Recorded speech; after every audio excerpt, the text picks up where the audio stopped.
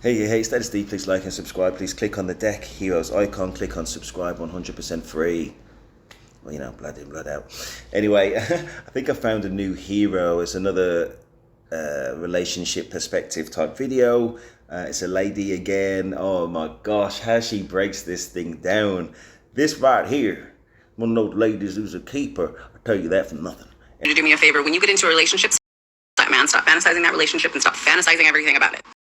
Men fare better in relationships more so than women. It's because they don't do this. They don't fantasize the relationship. They don't fantasize that person. They don't put that person on a pedestal without even knowing them. If you're dating and you are the one starting the conversation all the time, like she said, you're doing this and you're doing that and they're not turning, why are you still there?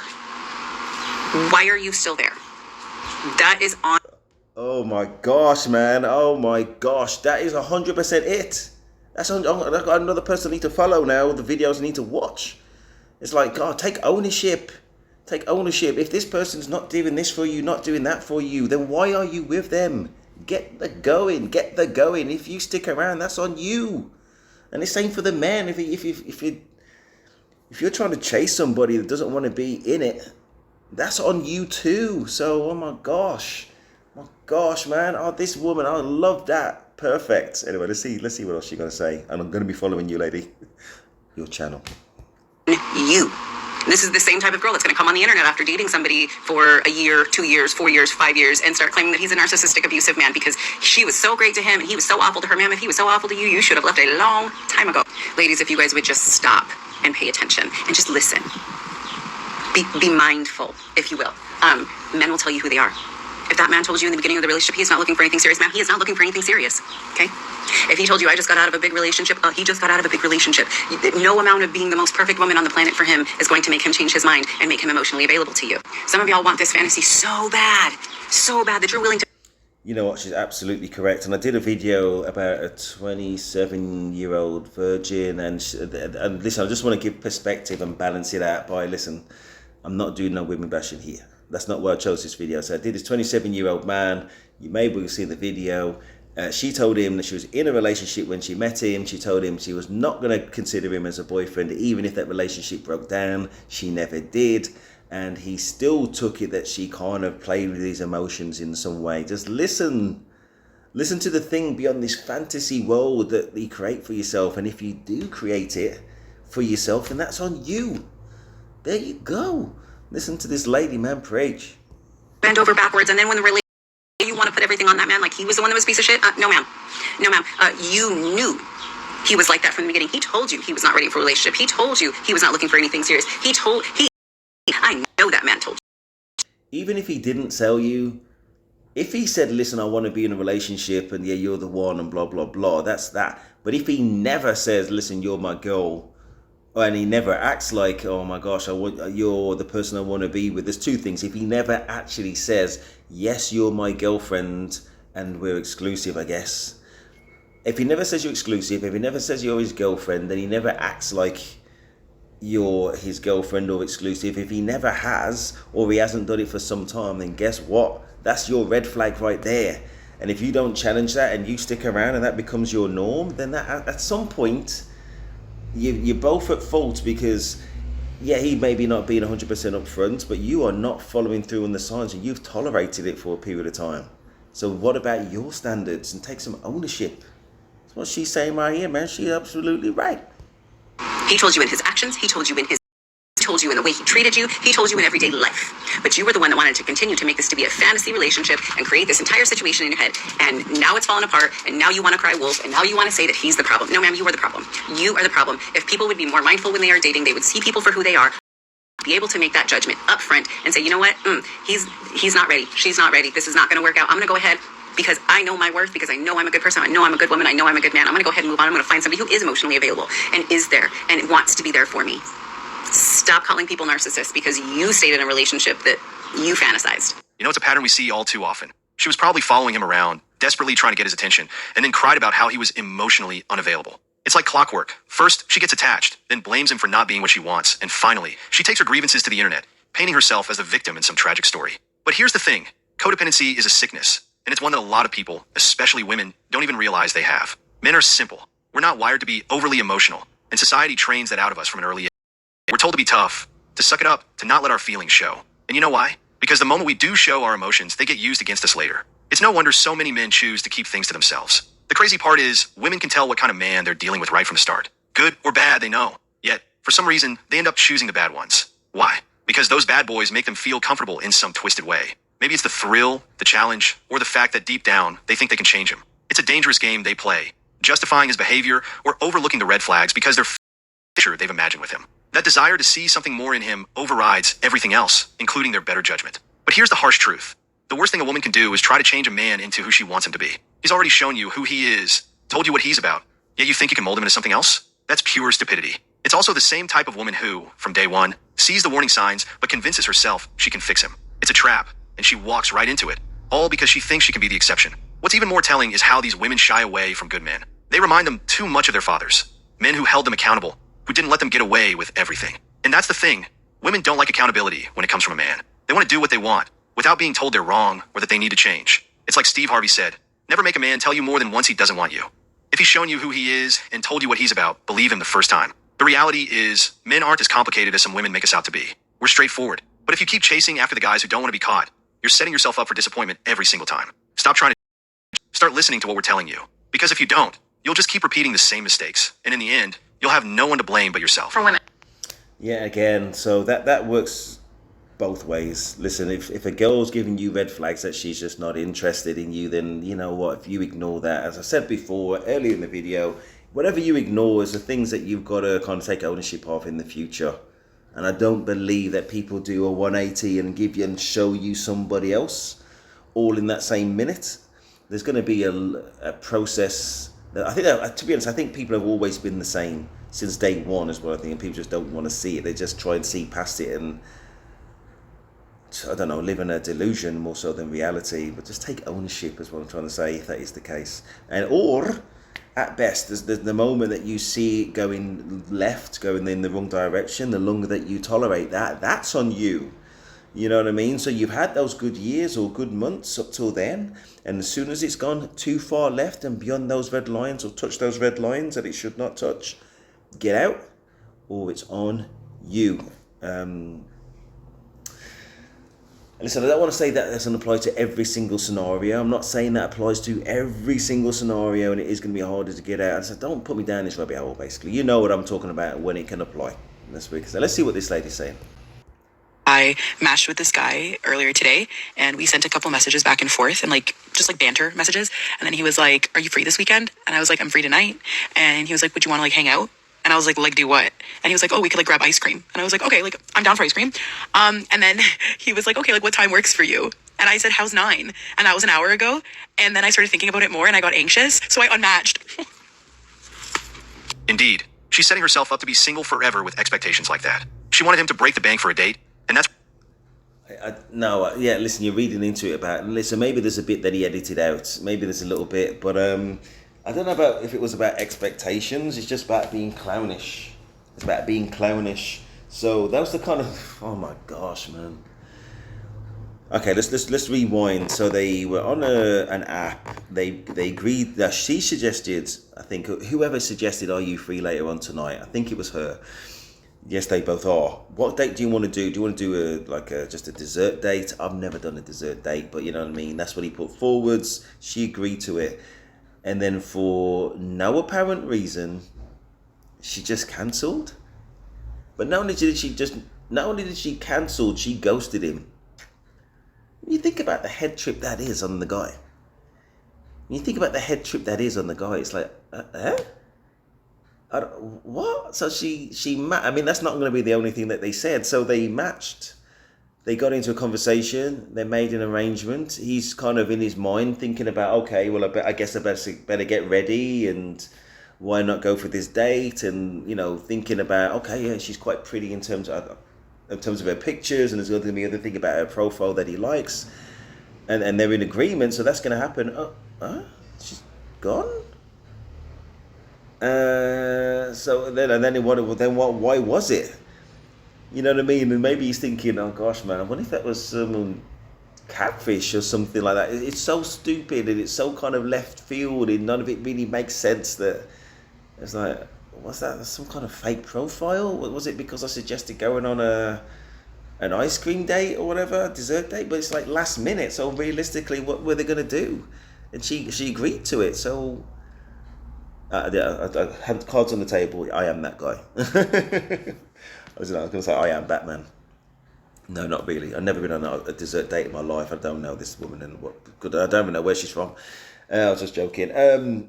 Yeah, so we just left with questions, and it's like, why can't people just be straightforwards? And the fact that she even posted it when it's a clownish thing to do and it's not straightforward is, where's that shame? Where's the shame? You know what I mean?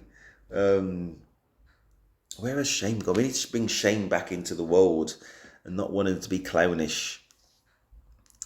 But she thinks there's an audience out there that kind of empathise with what she's saying or kind of get what she's saying and will probably do the same, have done the same. Anyway, let's move on. The problem starts. Let's be real. Relationships shouldn't be about how much someone is willing to spend on you. If the foundation of a relationship is built on material things, it's going to crumble sooner or later. But some women, like her, seem to think that a man's worth is measured by how much he's willing to shell out on a fancy dinner or expense. The issue here is that she's putting a price tag on herself. And when you do that, you're not looking for a partner. You're looking for a transaction. And that's not how healthy relationships work. It's about connection, mutual respect, and shared values. When you reduce it all to dollars and cents, you're setting yourself up for failure. Blame her for expecting a man to prove his worth with his wallet rather than with his character. Blame her for thinking that she's entitled to luxury just because she's on a date. The truth is, when you start prioritizing money over genuine connection, you lose sight of what really matters. And here's the kicker. Men are catching on. They see this for what it is, and they're not playing along. Why should they? Why should a man invest in someone who's only interested in what he can buy her? It's no wonder more and more men are stepping back and rethinking what they want in a relationship. The reality is, if she keeps this mindset, she's going to find herself alone. Sure, she might find someone willing to spend big for a while, but when the money runs... Yeah, if it is about kind of money above, I say, the intrinsic qualities of a man, then yeah, she's running a very dangerous game. A very dangerous game, because the lack of those intrinsic qualities may well bite her at some point in the future. I think that's the point he was making. I think let's just fast forward now. Fast forward. Past this lady. Here we go. Oh, one of the OGs. I think we're there anyway. We can't have a ton of born-again hoes in church. That can't be right. Some chick that slept with a bunch of dudes said sorry after and got a husband. And I just thought to myself, that is like the worst message to send to hoes. So you can do whatever you want, say sorry and get a husband, no consequence. I have been baffled by the amount of OF models that are just given platforms. I interviewed 1,000 women and I interacted with a bunch of sex workers, like too many. I had to retire because I talked to so many sex workers. God, it was crazy. And what I realized is these women are not broken. They're not these women that are doing it for money. They're not even pressured into this stuff. They do sex work because they like it. And when you don't have a lot of experience with these type of women, and I would say they're predatory women, you kind of buy into their bullshit. Oh, I was so broken. None of these chicks are broken. I swear to God, none of them are broken. They like having sex. They like doing it with a bunch of dudes. And they enjoy getting on camera for money. And you would think, who would enjoy that? I am telling you guys. They don't like the consequences later. And that's when they start rephrasing the story. Then later, they were broken. Then later, they only did it, because the hole in their heart. Dealing with these chicks, I don't buy it for a second. It's wild how some women don't see the reality staring them in the face. The worst part? All those high mileage, used cars out there still think they're worth a new price. The delusion is off the charts, and it's only getting worse. They parade around with this inflated sense of value. Yeah, I think the narrator's going a little bit kind of left of what, I forgot her name now, what she was saying. I think she's just like taking ownership of your decisions in life, and when it is, or just having a narrative of life that people are aware of. Maybe you're online, and she said OF, and then wanting to kind of backtrack from that and make an excuse for why you've made a very real and deliberate decision to go down a certain route, but say you don't like the outcomes. So people and men keep telling what the outcome is going to be, that nobody's going to want to wife you up. And the ones that are left, the men that are left, the simps that are left, that will put up with the fact that you've been ran through by 1,000 guys, if that's what it happens to be. And maybe not the guys that you should want to, have as your hobby anyway. And then they try and backtrack and say, well, maybe it's due to something in my past, and it was this and it was that, making all these excuses, hoping it's going to change the reality and change perception, when guys have told you ahead of time what the perception is going to be, what the outcome is going to be. And what she is saying, the narrator here, and I apologize, I forgot her name, is it's all BS. They went into this with open eyes. They went into sex work because they enjoy sex, and there's nothing wrong with that. But just take ownership of it. Just own it. More so than trying to lie your way through and say it was something else when it wasn't. Anyway, let's move on. Oblivious to the fact that their best days are behind them. But here's the thing. What's done in the dark eventually comes into the light. You can't hide the truth forever. Reality has a funny way of catching up with people. And when it does, it's not going to be pretty. These women are going to wake up one day and realize that the fantasy they've been living is just that of fantasy. It's like trying to sell a beat-up car with 100,000 miles on it for the same price as a brand new model. You can put on a fresh coat of paint and clean it up all you want, but at the end of the day, the mileage is still there, and it shows. Men who understand the value of things aren't going to be fooled by that. They know the difference between something that's worth the price and something that's past its prime, but still trying to cash in. And that's what's happening now. Men are starting to see through the facade. The delusion that some women have about their worth is starting to crack. And when the truth finally comes to light, it's going to be a rude awakening. You can only pretend for so long before the mask slips. And when it does, the reality beneath it is going to be undeniable. So, the best thing these women can do is face the truth head on. Stop living in a dream world where everything is inflated and start recognizing what's really going on. Because eventually, what's hidden in the darkness will come into the light. And when that happens, you don't want to be caught off guard. My dad said it seems like young men don't want to get married anymore, and I wanted to ask the internet why that might be. Best case scenario, he gets married, you guys work out great, you have a wonderful marriage. Chances are very small of that. A lot of people end up divorced. He loses half his stuff. He might lose access to his children. His whole life is torn apart. For what? Men have no issue finding a woman that will give him all of the same commitment without the marriage part. So if he's looking for long-term relationship benefits, it's not hard to go get it. Not only that, but buying an expensive ring that she liked, proposing, the wedding being expensive. All the work that goes into a relationship that still might end up failing because she may change her mind down the road. She may realize that she didn't have time to try all these other guys out. She might look for other options. A lot of men in relationships already feel like they're not getting what they want. The physical intimacy. Yeah, this is a video just about why men are opting out of marriage. Mabel still wants a relationship, but not the marriage bit, and that is, yeah, fair enough. It's easier for a lady just to say yes or no. But if she says yes, that's the easy part. But then he has to, well, finance the ring, finance the rings, and then possibly finance the actual wedding itself and his role in the wedding. And maybe she does, maybe she doesn't finance her role in the wedding. I'm talking about like kind of guests and dresses and suits and all that kind of stuff. Then beyond that, if things do break down, all he's done is just make it that he loses even more of the wealth that he's built up before he even met her. He may well lose his house, may well lose access to his kids, and it's not going to change. The access to the kids is not going to change that much, whether he's married or not. You know what I mean? But I think... say what he's signing up for basically is a legal contract, which if things break down, he's going to be on the worst side of basically in marriage. And I'm not kind of poo-pooing on marriage as per se, because I've been indoctrinated like anybody else. And it is a different form of commitment in itself. But the upsides are the upsides, and the downsides or the potential downsides are what they are. You can still have that equal relationship in most men's point of view without that piece of paper which kind of puts you which exposes you to a huge financial outlay if it ever broke down, and it just would not be the same in that exact same situation without that piece of paper. That's what it is. That's what she's talking about.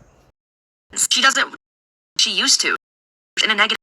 If he's married, peed, long term, go downhill. And there's still a lot of willing to get married. They just need to find a woman that is worth committing. And unfortunately, a lot of men are not finding women that they feel are worth it. The reality of modern marriage has become a tough pill to swallow for many men. 7 to 8 years, if that, is all that a man can realistically expect when it comes to the longevity of a marriage today. And what follows? Years of financial ruin, a life lived in the shadows of what once was, as he struggles to rebuild everything from scratch. The sad truth is, it's just not worth the risk anymore. Family court, with its outdated and one-sided rulings and social media, which constantly glorifies unrealistic expectations, have turned marriage into an unreasonable gamble for men. No matter what he sacrifices, his time, his energy, his resources, it won't be enough. There's this idea that if a man just works hard enough, loves deeply enough, or provides generously enough, he can secure a lasting marriage. But the harsh reality is, in the end, it's never enough. The system is rigged against him. When things go south, as they often do, he'll be the one who loses everything. His home, his savings, his kids gone. And then there's the emotional toll. The feeling of being gutted from the inside out as everything he built crumbles before his eyes. It's no wonder men are walking away from marriage altogether. Why take the plunge when the deck is so clearly stacked against you? The very institutions that are supposed to protect families have instead created an environment where men are the ones who pay the ultimate price. Listen up. He said it well enough already, but I just want to emphasize the point that, yeah, the court system, I say, if you are going to go down that marriage route, is it's not there to be fair. It's not there to be fair. It's there for some archaic system going back to the days where women were literally the property of men and they needed to be protected.